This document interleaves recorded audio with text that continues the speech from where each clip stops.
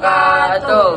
Halo semuanya, perkenalkan kami dari kelompok 6. Di sini kami akan membahas materi mengenai membangun budaya diskusi sehat antar generasi Z tanpa saling menjatuhkan.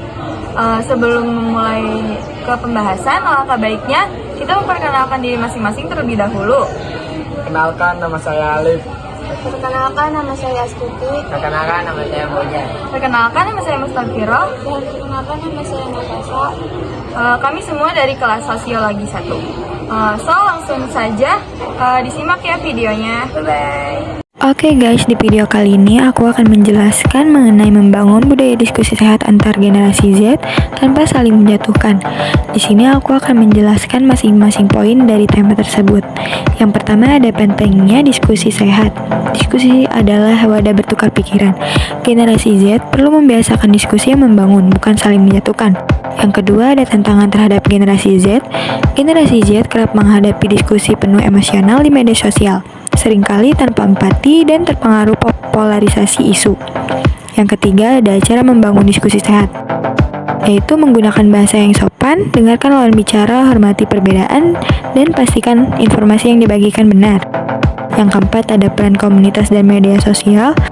Komunitas dan platform digital bisa membantu menciptakan ruang aman untuk berdiskusi secara bijak dan positif.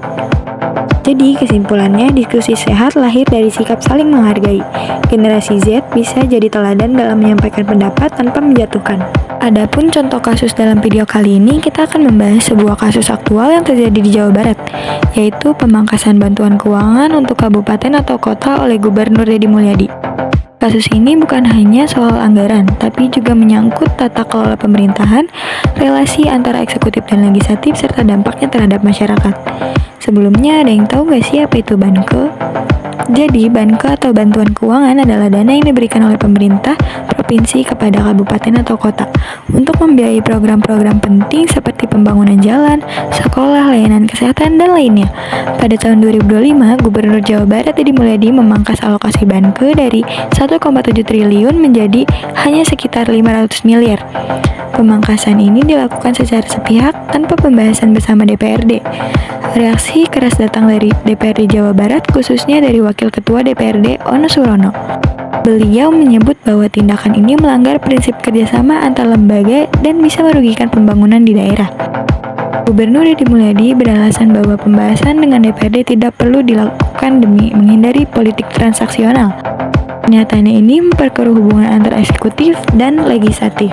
Adapun dampaknya yaitu seperti program pembangunan terhambat di banyak daerah, kepala daerah kebingungan karena anggaran mendadak berubah, dan relasi pemerintahan provinsi dengan DPRD memanas. Kasus ini menunjukkan pentingnya prinsip transparansi dan kolaborasi dalam pengambilan keputusan publik. Tanpa itu, kepercayaan antar lembaga bisa rusak, dan yang dirugikan pada akhirnya adalah masyarakat. Dari kasus ini kita belajar bahwa tata kelola pemerintahan harus dijalankan dengan baik, saling menghargai peran lembaga, dan selalu mengutamakan kepentingan rakyat. Stigma negatifnya adalah dari kasus pemangkasan bantuan keuangan oleh Gubernur Deddy Mulyadi muncul anggapan bahwa Gen Z cenderung, yang pertama, apatis terhadap isu publik. Banyak yang menilai Gen Z kurang peduli atau tidak memahami persoalan pemerintahan dan kebijakan publik. Yang kedua, kritik tanpa dasar. Gen Z sering dianggap hanya mengomentari isu politik di media sosial tanpa riset atau pemahaman yang cukup. Yang ketiga, mudah terprovokasi, dianggap cepat bereaksi emosional, terutama saat melihat konflik antara tokoh publik tanpa melihat konteks secara menyeluruh. Dan yang keempat, suka menyudutkan pihak tertentu. Alih-alih berdiskusi sehat, sebagian Gen Z dinilai lebih suka menjatuhkan atau membuli tokoh yang tidak disukai.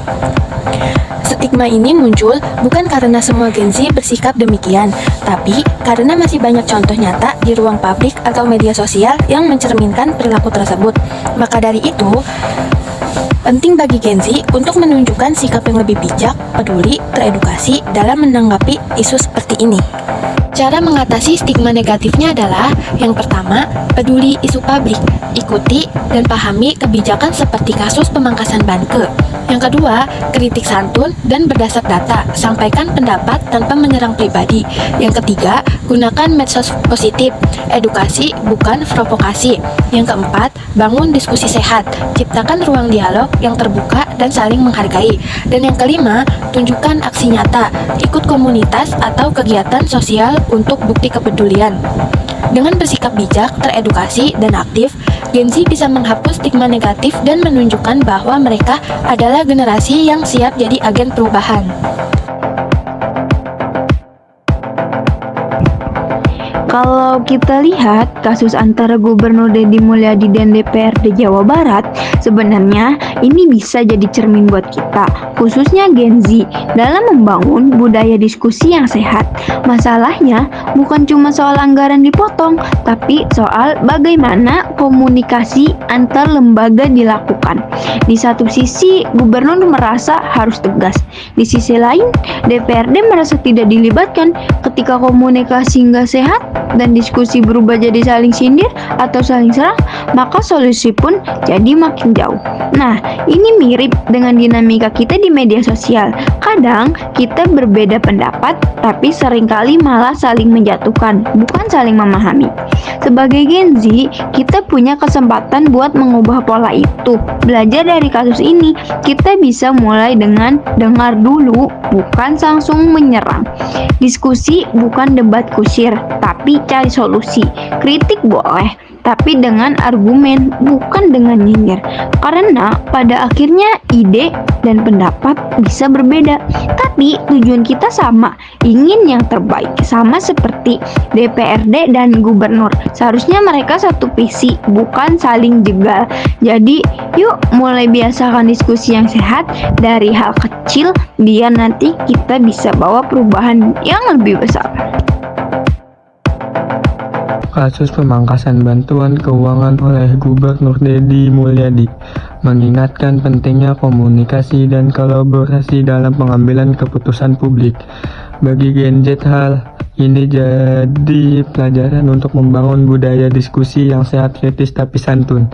Dengan aktif menunjukkan kepedulian dan berdiskusi secara positif, Gen Z bisa menghapus stigma negatif dan menjadi generasi yang dihargai dalam masyarakat.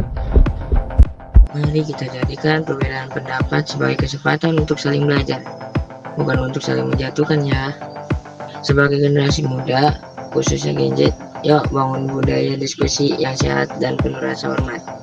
Dengan cara itu, kita tidak hanya menjadi bagian dari solusi, tapi juga mewariskan sikap dewasa dan bijak bagi masa depan bangsa.